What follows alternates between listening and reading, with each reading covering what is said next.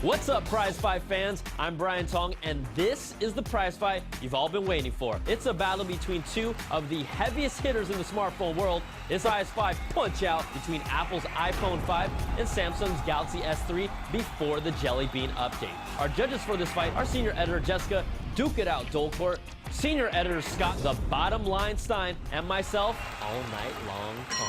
Now we'll take all three judges' scores and average them out to the nearest 10th each round. The final prize fight score will be an average of all rounds using the same system. Let's get this 5-round throwdown started. Round 1 is design. Apple brings its unmatched level of design and attention to detail with the most tightly crafted iPhone to date. Its 4-inch Retina display is still a beauty with 326 pixels per inch, a super bright display, and its two-tone design is thinner and lighter than the Galaxy S3.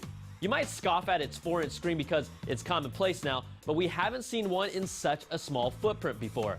Now, Samsung's Galaxy S3 brings a sleek and silky body with its amazing 4.8-inch Super AMOLED display with 306 pixels per inch that completely dwarfs the iPhone 5 in size. It still has a slightly dimmer screen, even with the brightness turned all the way up, and it still has this plasticky feel, but this is the easiest big screen smartphone I've held on the market today. These phones both look amazing, but the iPhone 5 just gets the edge with a perfect 5, and the Galaxy S3 gets a 4.7. Next round is user interface and controls.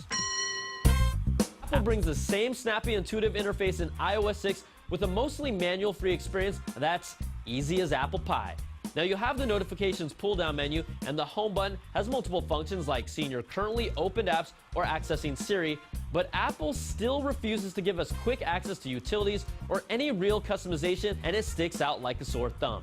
Now Samsung brings a much more tamed-down version of its TouchWiz interface that's less intrusive, and we like it. Its physical button has multiple functions to bring you back to the home screen, view your current open apps, or activate its S-Voice feature. You'll still have the same customization for all its widgets, a notifications pull-down with quick access to settings, and a bird's-eye view of your home screens.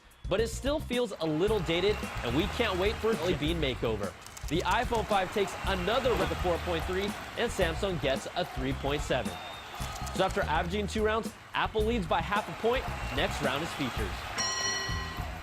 The iPhone 5 finally gets on board with 4G LTE connectivity and brings 16, 32, or 64 gig options in black or white.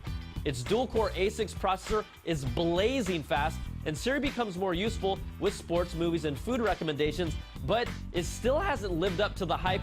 Maps brings turn-by-turn directions, but it takes a huge step back with the lack of public transit directions, no Google Street View, and maps that flat-out just aren't as accurate right now.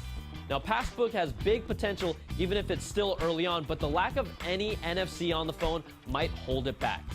Now, I've said it over and over, but the Galaxy S3 is flat out a feature freak of nature with 16 or 32 gig options in multiple colors. Plus, you get a micro SD memory card expansion slot, a replaceable battery, and 2 gigs of RAM for a snappy experience. The S3 has really pushed the envelope when it comes to unique features as well, with the ability to transfer data with S-Beam that works pretty seamlessly right out of the gate. Now, some of the gesture controls might seem a little gimmicky, like zooming into a picture by using the accelerometer, but I'd actually use the mute my phone by placing it face down or taking a screen capture by swiping with my palm. Plus, being able to make direct calls while texting by bringing the phone to your ear is really practical. Now, Samsung's S-Voice brings voice commands, but it's really not on the same level as Siri at all. But its Google Maps app is something you can count on with turn-by-turn, public transit options, and Street View, and it's probably one of the features I use the most on my phone.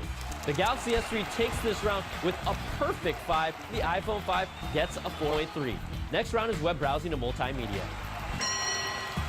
Both phones shine when it comes to web browsing and multimedia. The iPhone Safari brings a sweet full-screen mode, and text and images pop on its improved Retina display. You can't ignore Apple's iTunes, which brings the most robust library of multimedia that looks great thanks to that new display and supports 6:9 content natively without letterboxing. Its 8-megapixel camera brings a snazzy panorama mode and 1080p video support with the ability to take stills while recording video, and it still holds its title as the best camera on a mobile phone with its improved low light performance. Now, the Galaxy S3 brings flash support in its browser, and its 4.8-inch display gives you so much real estate that web browsing and watching multimedia is a better experience. Now, the Google Play Store brings a huge library of music and video content, and even if it lacks some of the exclusive iTunes has, it's a legit offering for the Google ecosystem.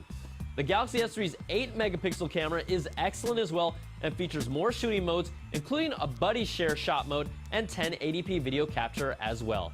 Now, if you want two of the best multimedia phones on planet Earth, you're looking at them, and we're handing out perfect fives to both of them. So after averaging 4 rounds, the Galaxy S3 trails by only 1 point. The final round that decides it all is performance. These are two of the fastest phones on the market, and benchmark tests support that, but using both phones in the real world is where you'll feel the zippiest navigation you'll find. Plus, I like saying the word zippy.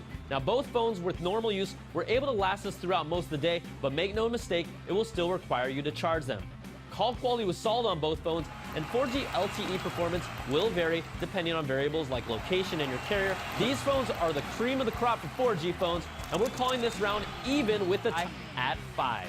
So let's average out all 5 rounds, and in a prize fight where Apple jumped ahead early, Samsung chipped away and fought back with 3 perfect rounds, and we end up in a deadlock tie at 4.7 points apiece. But we can't leave it at that, so let's look at the breakdown, and in a throwdown showdown, we go to hundredths of a point, and the iPhone 5 just barely edges out the Samsung Galaxy S3, 4.73 to 4.66, and is your prize fight winner.